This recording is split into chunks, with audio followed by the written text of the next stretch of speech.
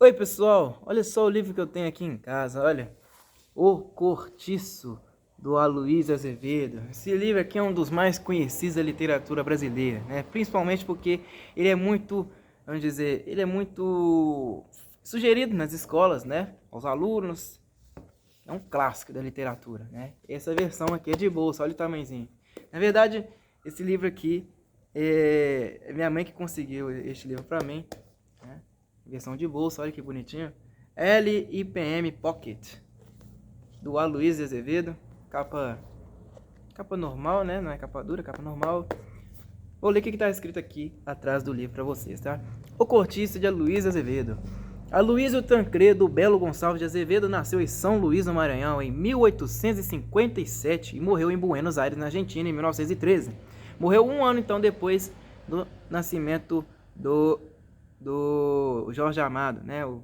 Vocês não sabem aí, quem não sabe, eu estou lendo o livro dele chamado Mar Morto, que foi escrito em 1936. Vamos continuar aqui, né?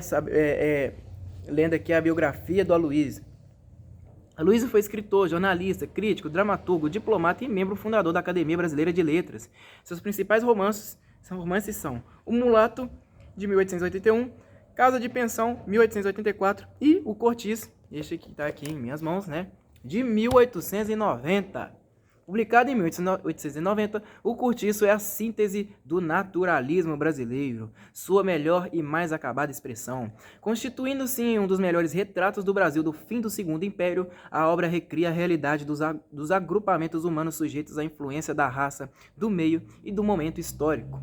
O predomínio dos instintos no comportamento do indivíduo, a força da sensualidade da mulher mestiça, o meio como fator determinante do comportamento, são algumas das teses naturalistas defendidas pelo autor ao lado de fortes denúncias sociais. O protagonista do romance é o próprio Cortiço, onde se acotovelam lavadeiras, trabalhadores de pedreira, malandros e viúvas pobres. Bacana, hein? Era bonito o livro, bonito.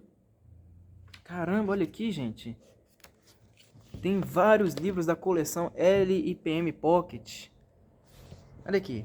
Procure nas últimas páginas deste livro os lançamentos da coleção LIPM Pocket. Aí tem aqui um monte, olha só, olha a quantidade de livro que essa coleção aqui já lançou, olha. O Gaúcho, de José de Alencar, né? O Livro das Maravilhas, Marco Polo, Inocência, Visconde de Taunay, Helena, Machado de Assis, Uma Estação de Amor, Horácio Quiroga. Tem um monte aqui, olha. Meu Deus. De 150 a... Caramba, velho. De 150 a 773. 773 lançamentos. Caramba. É muita coisa. Esses são os lançamentos mais recentes. Nossa, é muita coisa. Vamos lá, vamos dar início à leitura deste livro? Vou fazer o seguinte, ó. Como este livro possui, vamos dizer, tem página pra caramba, hein? É versão de bolso, mas tem página pra caramba. Tem 266 páginas, vou dividir a leitura de 30 em 30 páginas, tá? Já começa na página 3, então vou ler até a página 33, não é isso? Vamos ver se tem divisão de capítulos aqui nesse livro. Tem divisão de capítulos aqui, ó. Aí, ó, certinho, eu vou parar na página 34, capítulo 3, tá? Em algarismo romano, tá vendo? Então vou ler até essa página aí, e daí a gente vai intercalando a nossa leitura, beleza? Vamos lá. Aloysio Azevedo, Vida e Obra. Eu já li isso aqui, não? Não. Tem uma outra parte falando aqui da Aloysio Azevedo, né? Logo aqui na introdução do livro.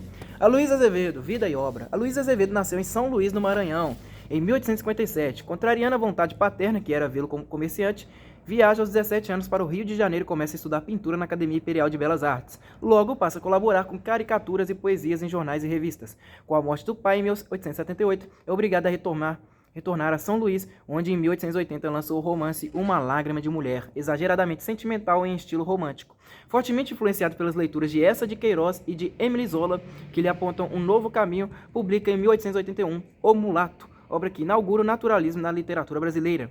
Por tratar-se de um libelo contra a vida e os costumes maranhenses no período abolicionista, o romance provoca violenta reação da sociedade provinciana e do clero, coagindo-o a voltar para o Rio de Janeiro, onde passa a viver da literatura, publicando romances, escrevendo folhetins e contos em jornais e redigindo peças teatrais.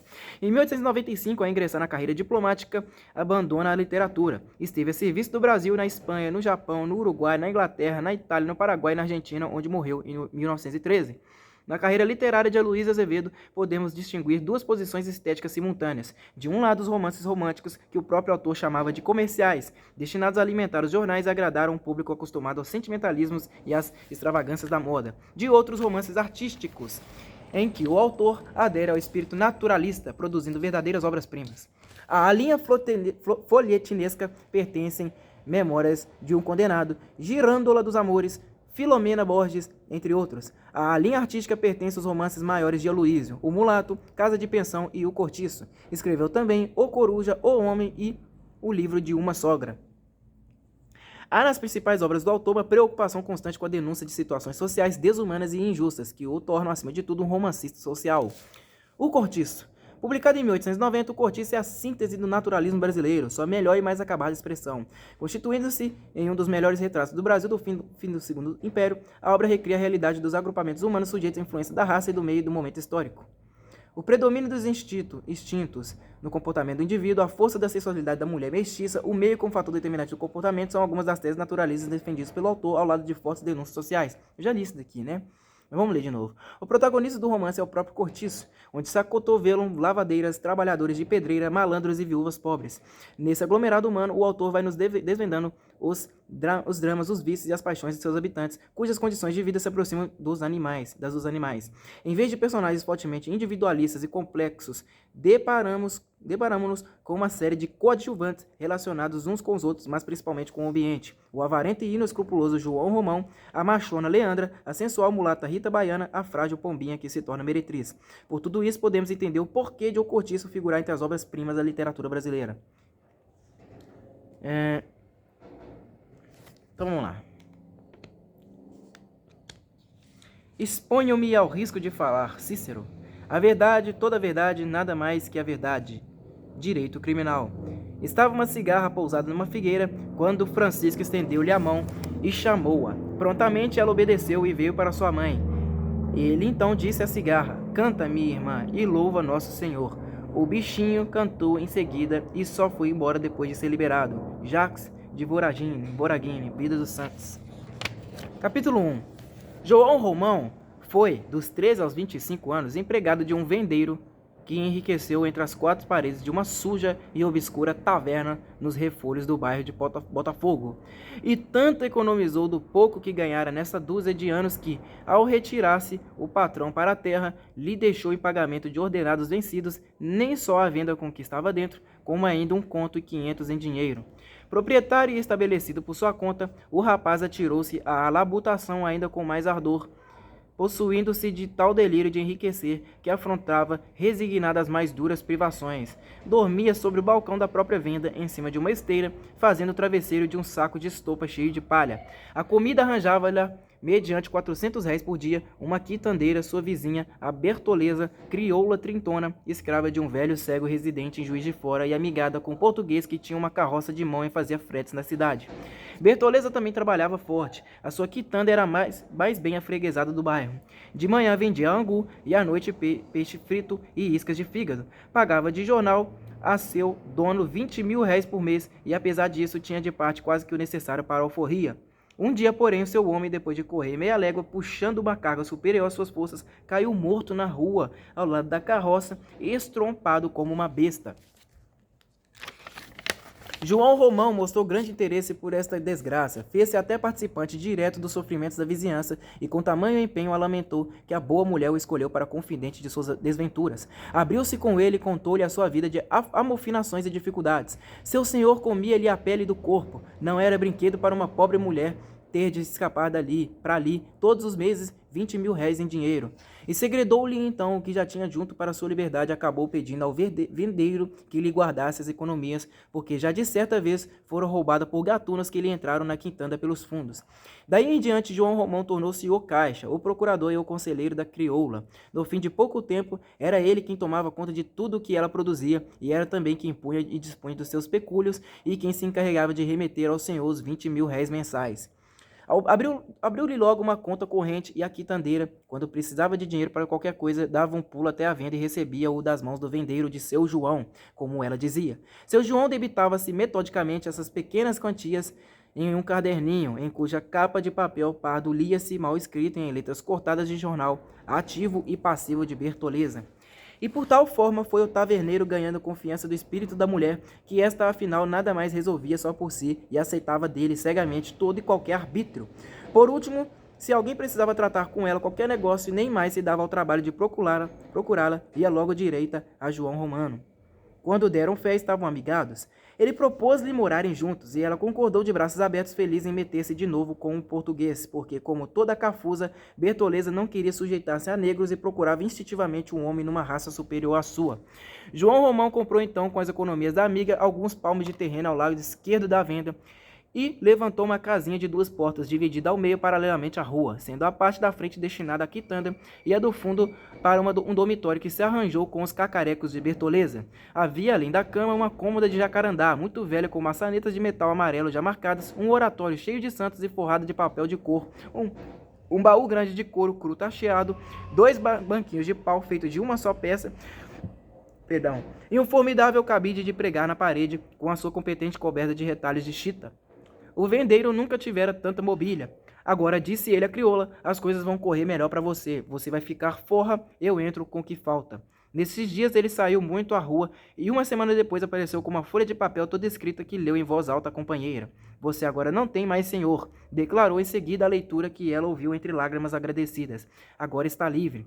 Doravante o que você fizer é só seu e mais de seus filhos, se os tiver. Acabou-se o cativeiro de pagar os 20.000 réis à peste do cego. Coitado, a gente se queixa da sorte. Ele, como meu senhor, exigia o que era seu. Seu ou não seu, acabou-se. E vida nova. Contra todo o costume, abriu-se nesse dia uma garrafa de vinho do Porto e os dois beberam-na em honra ao grande acontecimento. Entretanto, a tal carta de liberdade era obra do próprio João Romão, e nem mesmo o selo que ele entendeu de perspegar-lhe em cima para dar à burla maior formalidade representava despesa, porque o esperto aproveitara uma estampilha já servida. O senhor de Bertoleza não teve sequer conhecimento do fato. O que lhe constou, sim, foi que a escrava lhe havia fugido para a Bahia depois da morte do amigo. O cego que venha buscá-la aqui, se for capaz, desafiou o vendeiro de si para si. Ele que caia nessa e verá se tem ou não para a pera. Não obstante, só ficou tranquilo de todo daí a 3 meses, quando lhe constou a morte do velho. A escrava passara naturalmente em herança qualquer dos filhos do morto, mas por estes nada havia que recear. 2 pândegos de marca maior que, empolgada legítima, cuidariam de tudo, menos de atirar-se na pista de uma crioula, a quem não viam de muitos anos aquela parte. Ora, bastava já, e não era pouco, o que lhe tinham sugado durante tanto tempo.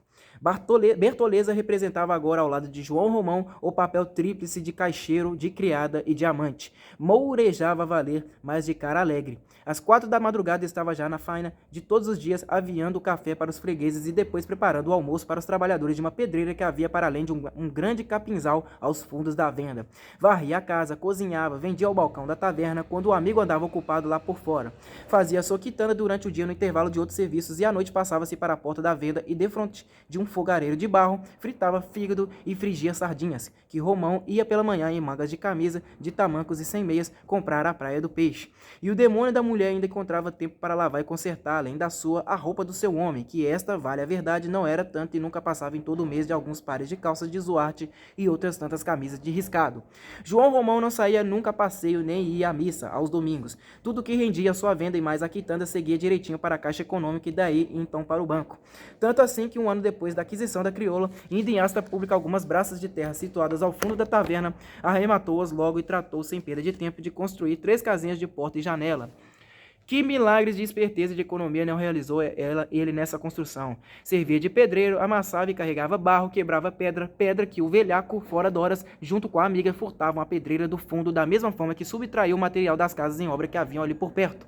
Esses furtos eram feitos com todas as cautelas e sempre coroados do melhor sucesso, graças à circunstância de que nesse tempo a polícia não se mostrava muito por aquelas alturas. João Romão observava durante o dia quais as obras em que riscava material para o dia seguinte, e à noite lá estava ele, rente, mais a Bertoleza, a removerem tábuas, tijolos, telhas, sacos de cal para o meio da rua com tamanha habilidade que se não ouvia vislumbre de rumor. Depois, um tomava uma carga e partia para casa, enquanto o outro ficava de alcateia ao lado do resto, pronto a dar sinal em caso de perigo. E quando o que tinha ido voltava, seguia então o companheiro carregado por sua vez. Nada lhe escapava, nem mesmo as escadas dos pedreiros, os cavalos de pau, o banco ou a ferramenta dos marceneiros. E o fato é que aquelas 3 casinhas tão engenhosamente construídas foram ponto de partida do grande cortiço de São Romão. Hoje 4 braças da terra, amanhã de terra, amanhã 6, depois mais outras, ia o vendeiro conquistando todo o terreno que se estendia pelos fundos da sua bodega, e à proporção que o conquistava, reproduziam-se os quartos e o número dos moradores, sempre em mangas de camisa, sem domingo nem dia santo, não perdendo nunca a ocasião de assenhorear-se do alheio, deixando de pagar todas as vezes que podia e nunca deixando de receber, enganando os fregueses, roubando nos pesos e nas medidas, comprando por 10 réis de mel coado que os escravos furtavam da casa de seus senhores, apertando cada vez mais as próprias despesas, empilhando privações sobre privações, trabalhando e mais a amiga como uma junta de bois. João Romão veio afinal a comprar uma boa parte da bela pedreira que ele todos os dias ao cair da tarde, assentando um instante à porta da venda, contemplava de longe com um resignado olhar de cobiça.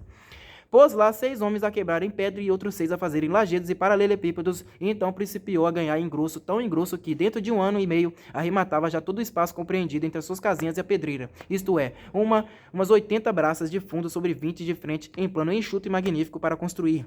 Juntamente por essa ocasião, vendeu-se também o sobrado que ficava à direita da venda, separado desta apenas por aquelas 20 braças, de sorte que todo o fianco esquerdo do prédio, coisas de 20 e tantos metros, despejava para o terreno do vendeiro as suas 9 janelas de peitoril. Comprou-o um tal Miranda, negociante português estabelecido na Rua do Hospício com uma loja de fazendas por atacado.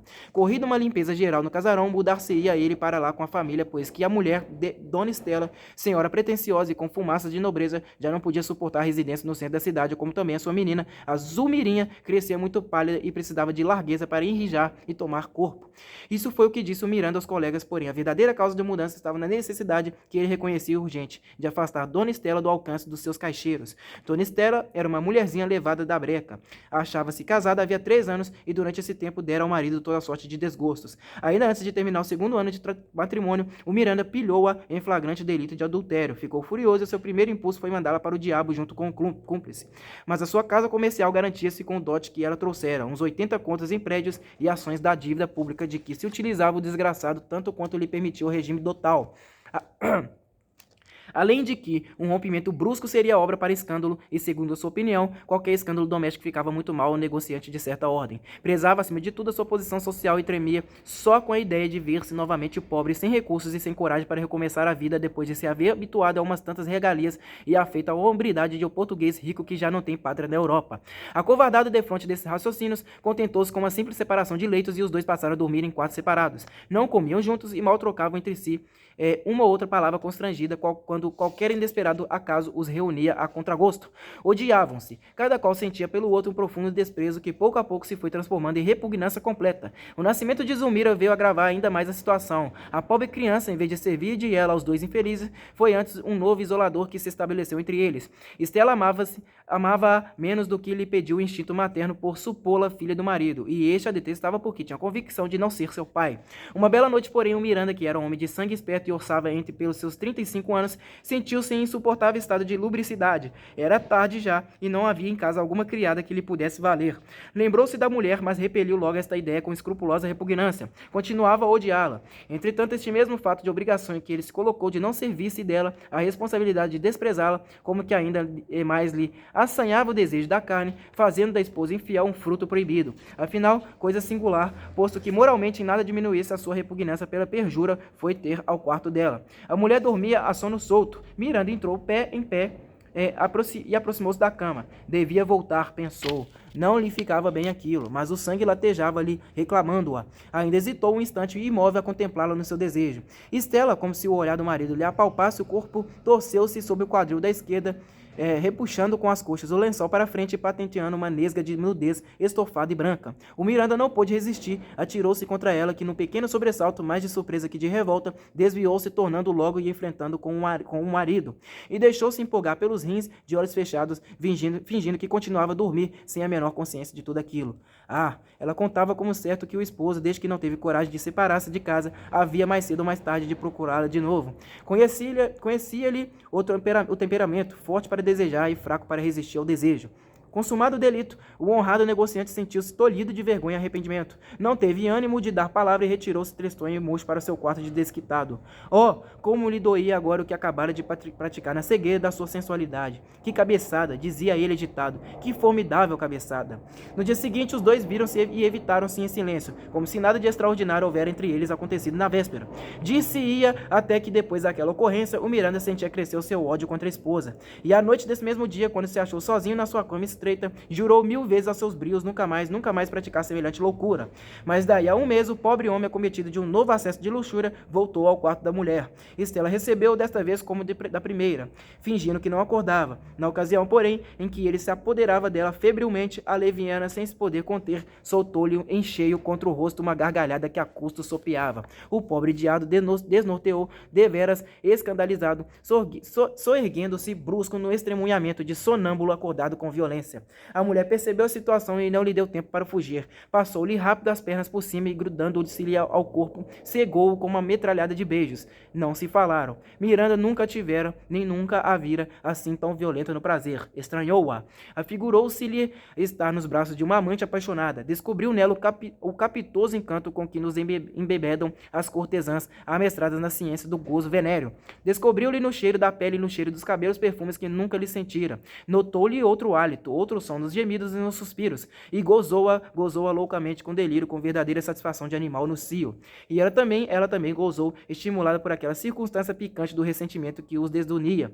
Gozou a desonestidade daquele ato que a ambos acanalhava aos olhos um do outro. Estorceu-se toda, rangendo os dentes, grunhindo debaixo daquele seu inimigo odiado, achando-o também agora como um homem melhor que nunca, sufocando-o nos seus braços nus, metendo-lhe pela boca a língua úmida e em brasa. Depois, num arranco de corpo inteiro, num soluço gutural e estrangulado, arquejante, convulsa, estatelou-se num abandono de pernas e braços abertos, a cabeça para um lado, os olhos moribundos e chorosos, toda ela agonizante, como se a tivessem crucificado na cama.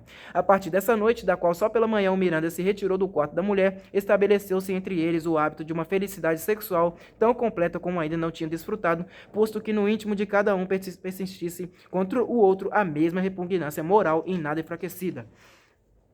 Durante 10 anos viveram muito bem casados. Agora, porém, tanto tempo depois da primeira infidelidade conjugal e agora que o negociante já não era cometido tão frequentemente por aquelas crises que o arrojavam fora de horas ao dormitório de Dona Estela, agora eis que a leviana parecia disposta a reincidir na culpa, dando corda aos caixeiros do marido na ocasião que estes subiam para almoçar ou jantar. Foi por isso que o Miranda comprou o prédio vizinho a João Romão.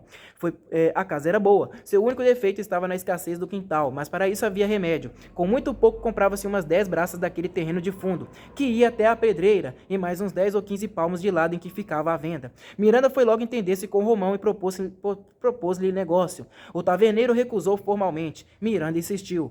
O senhor perde seu tempo e seu latim, retrucou o amigo de Bertoleza. Nem só não cedo uma polegada do meu terreno, como ainda lhe compro, se mo quiser vender, aquele pedaço que lhe fica ao fundo da casa. O quintal é exato. Pois você quer que eu fique sem chácara, sem jardim, sem nada? Para mim era de vantagem. Ora, deixe-se disso, homem, e diga lá quanto quer pelo que lhe propus. Já disse o que tinha a dizer. Ceda-me então ao menos as 10 braças do fundo, nem meio palmo. Isso é maldade de sua parte, sabe? Eu se faço tamanho empenho, é pela minha pequena que precisa, coitada, de um pouco de espaço para alargar-se. E eu não cedo porque preciso do meu terreno. Ora qual, que diabo pode lá você fazer ali? Uma porcaria de um pedaço de terreno quase grudado ao morro e aos fundos da minha casa, quando você, aliás, dispõe de tanto espaço ainda? Hei de lhe mostrar se tem ou não o que fazer ali. É que você é teimoso. Olha, se me cedesse as 10 braças do fundo, a sua parte ficaria cortada em linha reta até a pedreira. E escusava eu de ficar com uma aba de terreno alheia meter-se pelo meu. Quer saber? Não há muro quintal sem você decidir-se. Então ficará com o quintal para sempre sem muro, porque o que tinha a dizer já disse. Mas, homem de Deus, que diabo, pense um pouco. Você ali não pode construir nada. Ou pensará que lhe deixarei abrir janelas sobre o meu quintal? Não precisa abrir janelas sobre o quintal de ninguém. Nem tampouco lhe deixarei levantar parede, tapando minhas janelas da esquerda. Não preciso levantar parede desse lado. Então que diabo você vai fazer de todo esse terreno? Ah, isso agora é comigo, que for soará, pois creia que se arrepende de não me ceder o terreno. Se me arrepender, paciência. Só lhe diga que muito mal se sairá quem quiser meter-se cá com a minha vida. Passe bem, adeus. Travou-se então uma luta renhida surda entre o português negociante de fazendas por atacado e o português negociante de secos e molhados. Aquele não se resolvia fazer o muro do quintal sem ter alcançado o pedaço do terreno que o separava do morro, e o outro, por seu lado, não perdia a esperança de apanhar-lhe ainda pelo menos 2 ou 3 braças ao fundo da casa. Parte esta que, conforme seus cálculos, valeria ouro uma vez realizado o grande projeto que ultimamente o trazia preocupado a criação de uma estalagem em ponto enorme, uma estalagem monstro, sem exemplo, destinada a matar toda aquela milsalha de cortiços que alastravam por Botafogo. Era este o seu ideal. Havia muito que João Romão vivia exclusivamente para essa ideia. Sonhava com ela todas as noites, comparecia a todos os leilões de materiais de construção, arrematava madeiramentos já servidos, comprava telha em segunda mão, fazia pechinchas de cal e tijolos, o que era tudo depositado no seu extenso chão vazio, cujo aspecto tomava em breve e o caráter estranho de uma enorme barricada. Tal era a variedade de objetos que ali se apinhavam acumulados: tábuas e sarrafos, troncos de árvore, mastros de navio, caibros, restos de carroças, chaminé de barro e de ferro, fogões desmantelados, pilhas e pilhas de tijolos de todos os feitios, barricas de cimento, montes de areia e terra vermelha, aglomerações de telhas velhas, escadas partidas, depósitos de caos, o diabo, enfim, ao que ele, que sabia perfeitamente como essas coisas se furtavam, resguardava soltando à noite formidável cão de fila. Este cão era pretexto de eternas rezingas com a gente do Miranda, a cujo quintal ninguém da casa podia descer depois das 10 horas da noite, sem correr o risco de ser assaltado pela fera. É fazer o muro, dizia João Romão sacudindo os ombros. Não faço, replicava o outro. Se ele é questão de capricho, eu também tenho capricho. Em compensação, não caía no quintal do Miranda galinha ou frango fugidos do secado do vendeiro que não levasse imediato sumiço. João Romão protestava contra o roubo em termos violentos, jurando vinganças terríveis, falando em dar tiros, pois é fazer um muro no galinheiro, repontava o marido de Estela. Daí alguns meses, João Romão, depois de tentar um derradeiro esforço para conseguir algumas braças do quintal do vizinho, resolveu principiar as obras da estalagem. Deixa estar, conversava ele na cama com a Bertoleza. Deixa estar que ainda hei de entrar pelos fundos da casa, se é que não lhe entre pela frente. Mais cedo ou mais tarde, como-lhe, não 2 braças, mas 6, 8, todo o quintal e até o próprio sobrado, talvez. E dizia isso com uma convicção de quem tudo pode e tudo espera de sua perseverança, do seu esforço inquebrantável e da fecundidade prodigiosa do seu dinheiro, dinheiro que só lhe saía das unhas para voltar multiplicado. Desde que a febre de possuir se apoderou dele totalmente, todos os seus atos, todos, fosse o mais simples, visavam um interesse pecuniário. Só tinha uma preocupação, aumentar os bens. Das suas hortas recolhia para si, para companheiros, os piores legumes, aqueles que por maus ninguém compraria. As suas galinhas produziam muito e ele não comia um ovo, do que no entanto gostava imenso. Vendia-os todos e contentava-se com os restos de comida dos trabalhadores. Aquilo já não era ambição, era uma moléstia nervosa, uma loucura, um desespero de acumular, de reduzir tudo à moeda. E seu tipo baixote, socado de cabelos à escovinha, a barba sempre por fazer, ia e vinha da pedreira para a venda de vendas às outras e ao capinzal, sempre em mangas de camisa de tamanco sem meias, olhando para todos os lados com seu eterno ar de cobiça, apoderando-se com os olhos de tudo aquilo de que ele não podia apoderar-se logo com as unhas. Entretanto, a rua lá fora povoava-se de um modo admirável. Construía-se mal, porém muito, surgiam chalés e casinhas da noite para o dia, subiam os aluguéis, as propriedades dobravam de valor. Montaram-se uma fábrica de massas italianas e outra de velas, e os trabalhadores passavam de manhã e às Ave-Maria, e a maior parte deles ia comer à casa de pasto que João Romão arranjara aos fundos da sua venda. Abriram-se novas tavernas, nenhuma, porém, conseguiria ser tão afreguesada como a dele. Nunca o seu negócio fora tão bem, nunca o Finório vendera tanto, vendia mais agora, muito mais que nos anos anteriores. Teve até de admitir caixeiros. As mercadorias não lhe pararam nas prateleiras. O balcão estava cada vez mais lustroso, mais gasto. E o dinheiro a pingar, vintém por vintém, dentro da gaveta, e a escorrer da gaveta para a burra, aos 50 e aos 100 mil réis, e da burra para o banco, aos contos e aos contos. Afinal, já não lhe bastava sortir o seu estabelecimento investimento nos armazéns fornecedores. Começou a receber alguns gêneros diretamente da Europa. O vinho, por exemplo, que ele antes comprava aos quintos nas casas de atacado, vinha ali agora de Portugal às pipas, e de cada uma faria 3 com a água de cachaça, e despachava faturas de barris de manteiga, de caixas de conserva, caixões de fósforos, azeite, queijos, louça e muito mais outras mercadorias. Criou armazéns para depósito, aboliu a quitanda e transferiu o dormitório, aproveitando o espaço para ampliar a venda, que dobrou de tamanho e ganhou mais 2 portas. Já não era uma simples taverna, era um bazar em que se encontrava de tudo: objetos de armarinho, ferragens, porcelanas, utensílios de escritório, roupa de riscado para os trabalhadores, fazenda para roupa de mulher, chapéus de palha próprios para o serviço ao sol, perfumarias baratas, pentes de chifre, lenços com versos de amor e anéis e brincos de metal ordinário.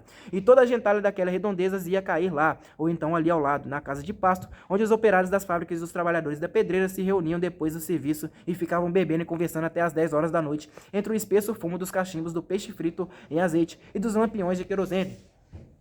Era João Romão quem lhes fornecia tudo, até dinheiro adiantado quando alguém precisava. Por ali não se encontrava jornaleiro cujo ordenado não fosse inteirinho parar as mãos do velhaco. E sobre este cobre, quase sempre emprestado aos tostões, cobrava juros de 8% ao mês, um pouco mais do que levava aos que garantiam a dívida com penhores de outro ouro ou prata. Não obstante as casinhas do cortiço, a proporção que se atamancavam, enchiam-se logo sem mesmo dar tempo a que as tintas secassem. Havia grande avidez em alugá-las. Aquele era o melhor ponto do bairro para a gente do trabalho. Os empregados da pedreira preferiam todos morar lá, porque ficavam a 2 passos da obrigação. O Miranda arrebentava de raiva. Um cortiço, exclamava ele possesso. Um cortiço! Maldito seja aquele vendeiro de todos os diabos. Fazer-me um cortiço debaixo das janelas. Estragou minha casa, o malvado. E vomitava pragas, jurando que havia de vingar-se e protestando aos berros contra o pó que lhe invadia em ondas as salas e contra o infernal barulho dos pedreiros e carpinteiros que levavam a martelar de sol a sol. O que, aliás, não impediu que as casinhas continuassem a surgir uma após a outra e fossem logo se enchendo, a estenderam-se unidas por ali afora, desde a venda até quase ao morro, e depois dobrassem para o lado do Miranda e avançassem sobre o quintal deste que parecia ameaçado por aquela serpente de pedra e cal. O Miranda mandou logo levantar o muro. Nada. Aquele demônio era capaz de invadir-lhe a casa até a sala de visitas. E os quartos do cortiço pararam, enfim, de encontro ao muro do negociante, formando com a continuação da casa deste um grande quadrilongo, espécie de pátio de quartel onde podiam formar um batalhão. 95 casinhas comportou a imensa estalagem. Prontas, João Romão mandou levantar na frente, nas 20 braças que separavam a vinda do sobrado do Miranda, um grosso muro de 10 palmos de altura, coroado de cacos de vidro e fundos de garrafa, e com um grande portão no centro, onde se dependurou uma lanterna de vidraças vermelhas por cima de uma tabuleta amarela em que se lia o seguinte escrito a tinta escarnada e sem ortografia: Estalagem de São Romão. Alugam-se casinhas e tinas para lavadeiras. As casinhas eram alugadas por mês e as tinas por dia, tudo pago adiantado. O preço de cada tina metendo a água, R$500, sabão à parte. As moradoras do cortiço tinham preferência e não pagavam nada para lavar. Graças à abundância d'água que lá havia, como em nenhuma outra parte, e graças ao muito espaço de que se dispunha do cortiço para estender a roupa, a concorrência às tinas não se fez esperar. Acudiram lavadeiras de todos os pontos da cidade, entre elas algumas vindas de bem longe, e mal vagava uma das casinhas, ou um quarto, um canto onde coubesse colchão, surgia uma nuvem de pretendentes a disputá-los, e aquilo se foi constituindo numa grande lavanderia, agitada e barulhenta, com a sua cerca de varas, as suas hortaliças verdejantes e os seus jardinzinhos de 3 e 4 palmos que apareciam como manchas alegres entre a negrura das limosas tinas transbordantes e o reverbero das claras barracas de algodão cru, armadas sobre os lustrosos bancos de lavar, e os gotejantes jiraus cobertos de roupa molhada cintilavam ao sol, que nem lago de metal branco. E naquela terra encharcada e fumegante, naquela umidade quente e lodosa, começou a minhocar, a esfervilhar, a crescer um mundo, uma coisa viva, uma geração que parecia brotar espontânea ali mesmo, daquele lameiro, e multiplicar-se como larvas no esterco. Capítulo 2. E durante 2 anos o cortiço prosperou de dia para dia, ganhando força, socando-se de gente. E ao lado Miranda assustava-se inquieto com aquela exuberância brutal de vida aterrado defronte daquela floresta implacável que lhe crescia junto da casa, por debaixo das janelas, e cujas raízes, piores e mais grossas do que serpentes, minavam por toda parte, ameaçando arrebentar o chão em torno dela, rachando o solo e abalando tudo. Posto que lá na rua do hospício seus negócios não corressem mal, custava-lhe a sofrer a escandalosa fortuna do vendeiro aquele tipo, um miserável, um sujo que não pusera nunca um paletó e que vivia de cama e mesa com uma negra. À noite, aos domingos, ainda mais recrudescia o seu azedume, quando ele, recolhendo-se fatigado do serviço, deixava-se ficar estendido numa preguiçosa junto à mesa da sala de jantar e ouvia, a contragosto, o grosseiro rumor que vinha da estalagem numa exalação forte de animais cansados. Não podia chegar à janela sem receber no rosto aquele bafo, quente e sensual, que o embebedava com seu fartum de bestas no coito. E depois, fechado no quarto de dormir, indiferente e habituado às torpezas carnais da mulher, isento já dos primitivos sobressaltos que lhe faziam a ele ferver o sangue e perder a tramontana, era ainda a prosperidade do vizinho que lhe obcecava o espírito, engrandecendo-lhe a alma com um feio ressentimento de despeito. Tinha inveja do outro, daquele outro português que fizera fortuna, sem precisar roer nenhum chifre, daquele outro que parecia mais rico 3 vezes do que ele, não teve de casar com a filha do patrão ou com a bastarda de algum fazendeiro freguês da casa. Mas então ele, Miranda, que se supunha a última expressão da ladinagem e da esperteza, ele que logo depois do seu casamento, respondendo para Portugal a um ex-colega que o felicitava, dissera que o Brasil era uma cavalgadura carregada de dinheiro, cujas rédeas um homem fino empolgava facilmente. Ele que se tinha na conta de invencível matreiro, não passava afinal de um pedaço d'asno comparado com seu vizinho. Pensara fazer-se senhor do Brasil e fizera-se escravo de uma brasileira mal educada e sem escrúpulos de virtude. Imaginara-se talhado para grandes conquistas e não passava de uma vítima ridícula e sofredora. Sim, no fim das contas, qual fora a sua África? Enriquecer um pouco, é verdade, mas como? A que preço? Hipotecando-se a um diabo que lhe trouxera 80 contos de réis, mais incalculáveis milhões de desgostos e vergonhas. Arranjara a vida sim, mas teve de aturar eternamente uma mulher que ele odiava. E do que afinal lhe aproveitara tudo isso? Qual era afinal sua grande existência? Do inferno de casa para os purgatórios do trabalho e vice-versa. Invejável sorte, não havia dúvida. Na dolorosa incerteza de que Zulmira fosse sua filha, o desgraçado nem sequer gozava o prazer de ser pai. Se ela, em vez de nascer da Estela, que for uma injetadinha recolhida por ele, é natural que a amasse, e então a vida lhe correria de outro modo. Mas naquelas condições, a pobre criança nada mais representava que o documento vivo do ludíbrio materno, e o Miranda estendia até a inocentezinha o ódio que sustentava contra a esposa. Uma espiga tal da sua vida. Fui uma besta, resumiu ele em voz alta, apeando-se da cama onde se havia recolhido inutilmente, e pôs-se a passear no quarto sem vontade de dormir, sentindo que a febre daquela inveja lhe estorricava os miolos. Feliz e esperto era o João Romão. Esse sim, senhor, para esse é que havia de ser a vida. Filho da mãe que estava hoje tão livre e desembaraçado como no dia em que chegou da terra sem um vintém de seu, esse sim que era moço e podia ainda gozar muito, porque quando mesmo viesse a casar e a mulher lhe saísse uma outra estela, era só mandá-la para o diabo com um pontapé. Podia fazê-lo, para esse é que era o Brasil. Fui uma besta, repisava ele sem conseguir conformar-se com a felicidade do vendeiro.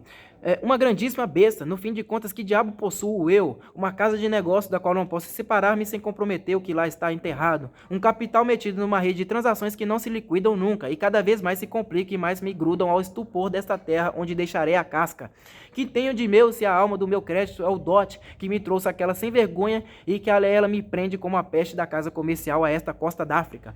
Foi da supuração fétida dessas ideias que se formou no coração vazio do Miranda um novo ideal, o título. Faltando-lhe temperamento próprio para os vícios fortes que enche a vida de um homem, sem família a quem amar e sem imaginação para poder gozar com as prostitutas, o náufrago agarrou-se àquela tábua como um agonizante, consciente da morte, que se apega à esperança de uma vida futura. A vaidade de Estela, que a princípio lhe tirava dos lábios incrédulo sorriso de mofa, agora lhe comprazia à farta. Procurou capacitar-se de que ela com efeito herdara sangue nobre, e que ele, por sua vez, se não o tinha herdado, trouxera-o por natureza própria, o que devia valer mais ainda. E desde então principiou a sonhar com um baronato, fazendo disso o objeto querido da sua existência, muito satisfeito no íntimo por ter afinal descoberto uma coisa em que podia empregar dinheiro sem ter nunca mais de restituí-lo à mulher, nem ter de deixá-lo a pessoa alguma. Semelhante preocupação modificou-o em extremo, deu logo para fingir-se escravo das conveniências, afetando escrúpulos sociais, empertigando-se quando podia e disfarçando a sua inveja pelo vizinho com um desdenhoso ar de superioridade condescendente.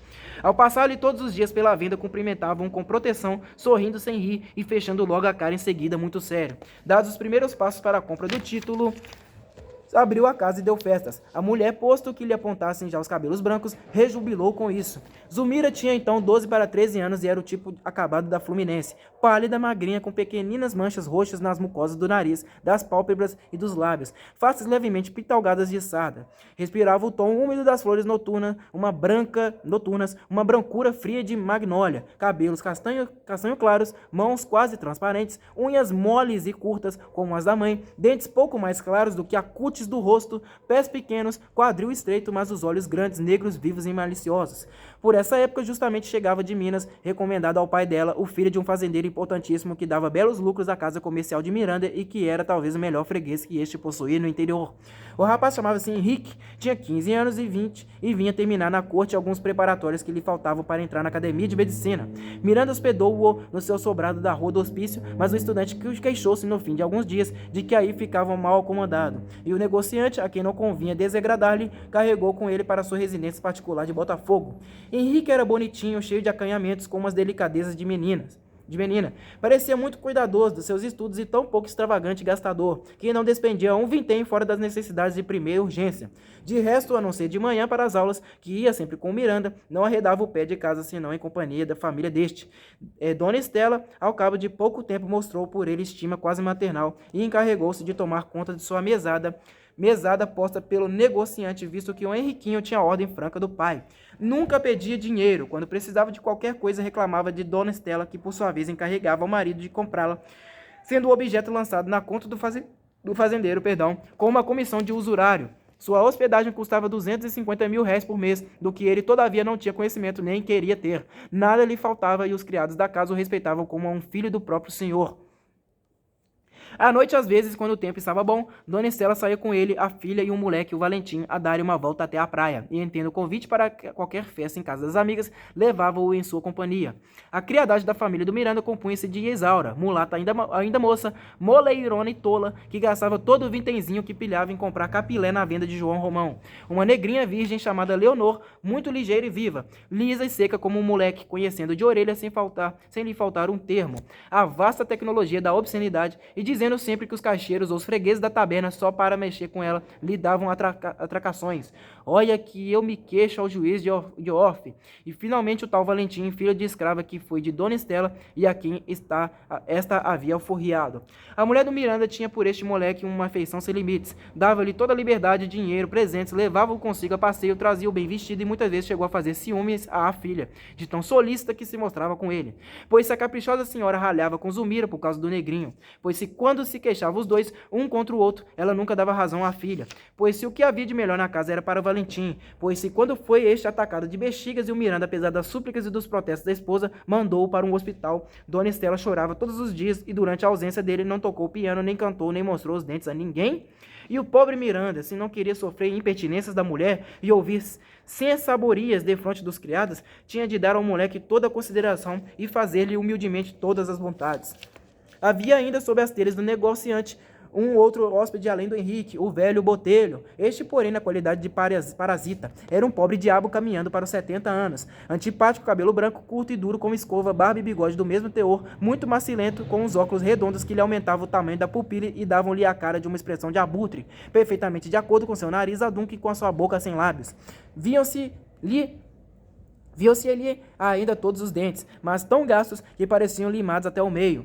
Andava sempre de preto com um guarda-chuva debaixo do braço e um chapéu de braga enterrado nas orelhas. Fora em seu tempo empregado do comércio e depois corretor de escravos. Contava mesmo que estivera mais de uma vez na África negociando negros por sua conta. Atirou-se em muitas especulações. Durante a Guerra do Paraguai ainda ganhara forte, chegando a ser bem mais rico. Mas a roda desandou e de malogro em malogro foi-lhe escapando tudo por entre as suas garras de ave de rapina. E agora, coitado, já velho, comida de desilusões, cheio de hemorroidas, via-se totalmente sem recursos e vegetava à sombra do Miranda, com quem por muitos anos trabalhou em rapaz, sob as ordens do mesmo patrão e de quem se conservara amigo, a princípio por acaso e mais tarde por necessidade. Devorava-o noite e dia uma implacável amargura, uma surda tristeza de vencido, um desespero impotente contra tudo e contra todos, por não lhe ter sido impossível empolgar o mundo com suas mãos hoje inúteis e trêmulas.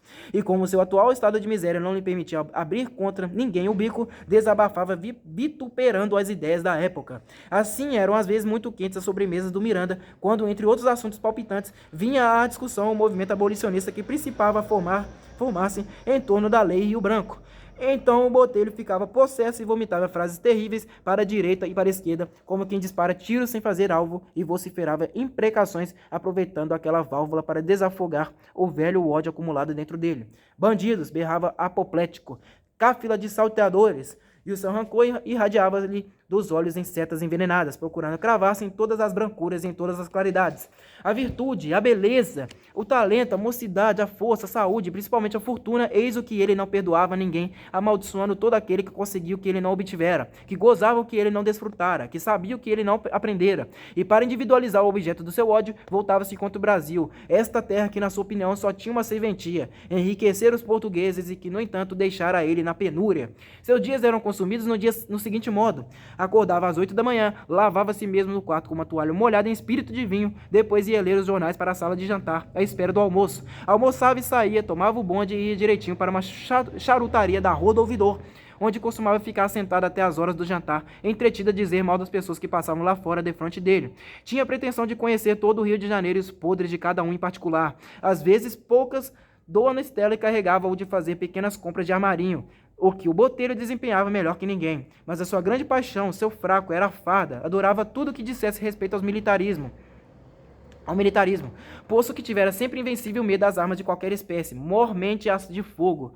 Não podia ouvir disparar perto de si uma espingarda, entusiasmava-se, porém, com tudo que cheirasse a guerra. A presença de um oficial em grande uniforme tirava-lhe lágrimas de comoção. Conhecia na ponta da língua o que se referia à vida de quartel. Distinguia ao primeiro lance de olhos o posto e o corpo a que pertencia qualquer soldado, e apesar dos seus achaques, era ouvir tocar na rua a corneta ou o tambor conduzindo o batalhão, ficava logo no ar, e muitas vezes, quando dava por si, fazia parte dos que acompanhavam a tropa. Então não tornava para casa enquanto os militares não se recolhessem. Quase sempre voltava dessa loucura às 6 da tarde, moída a fazer dó, sem poder ter-se nas pernas, estrompado de marchar horas e horas ao som da música de pancadaria. E o mais interessante é que ele, ao vir-lhe a reação, revoltava-se furioso contra o maldito comandante que o obrigara àquela estopada, levando o batalhão por uma infinidade de ruas e fazendo de propósito o caminho mais longo.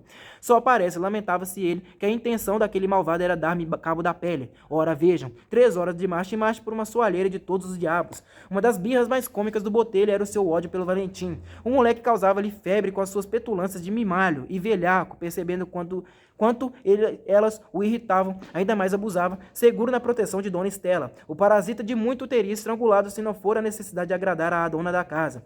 Botelho conhecia as faltas de Estela como as palmas da própria mão. O Miranda mesmo, que o via em conta do amigo fiel, muitas e muitas vezes lhe confiara em ocasiões desesperadas de desabafo, declarando francamente o quanto no íntimo a desprezava e a razão porque não a punha na rua aos pontapés. E o Botelho dava-lhe toda a razão. Entendia também que os sérios interesses comerciais estavam acima de tudo. Uma mulher naquelas condições, dizia ele convicto, representa nada menos que o capital, e um capital em caso nenhum a gente despreza. Agora, você o que devia era nunca chegar-se para ela. Ora, explicava o marido, eu me sirvo dela como quem se serve de uma escarradeira.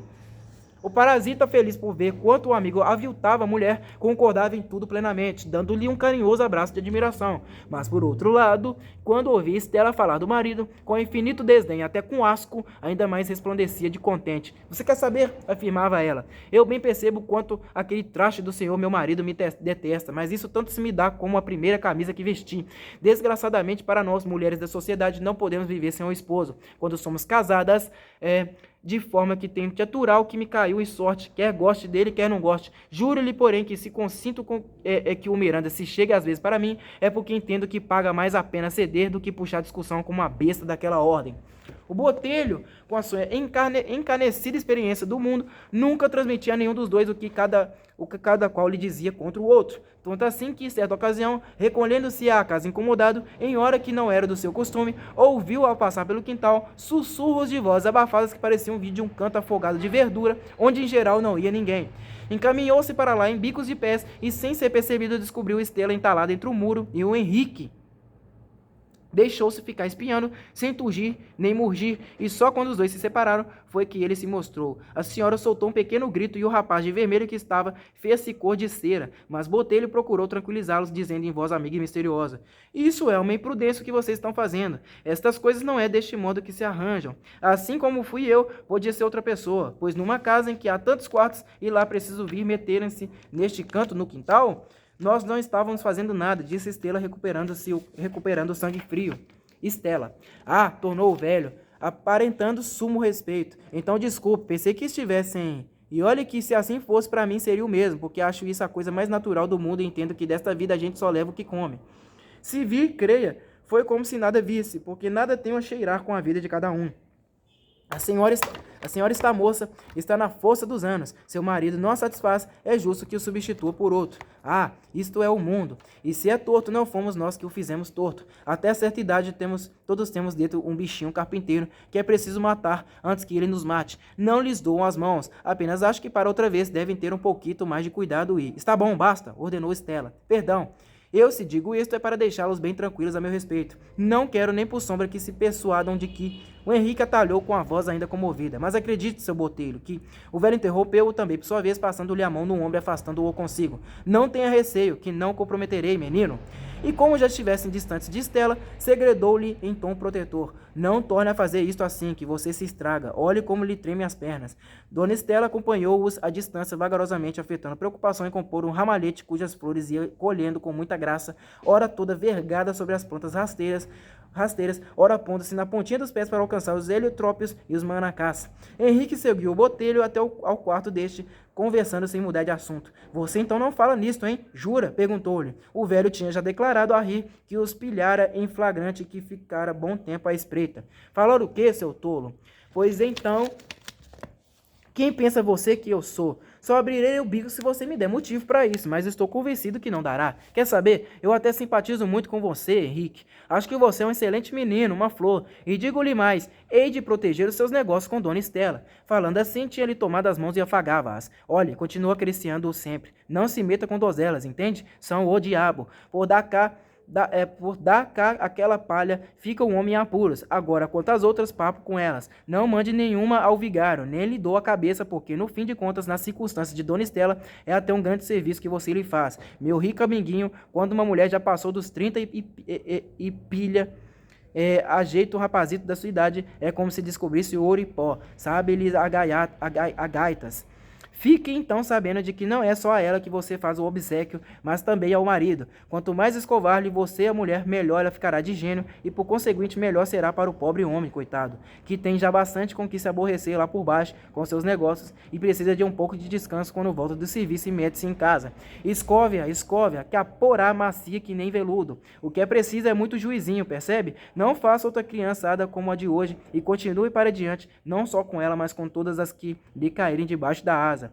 Vá passando, menos as de casa aberta, que isso é perigoso por causa das moléstias, nem tampouco donzelas. Não se meta com a Zulmira, e creia que lhe falo assim porque sou seu amigo, porque eu acho simpático, porque eu acho bonito. E acarinhou-o tão vivamente desta vez que o estudante, fugindo-lhe das mãos, afastou-se com um gesto de repugnância e desprezo, enquanto o velho lhe dizia em voz comprida: Olha, espera, vem cá, você é desconfiado. Bom, pessoal, vou parar por aqui, tá? Assim como eu falei, capítulo 3 em diante, eu vou ler no próximo vídeo. Vou ler esses capítulos no próximo vídeo. Vou ler até a página 64, não é isso? Deixa eu ver.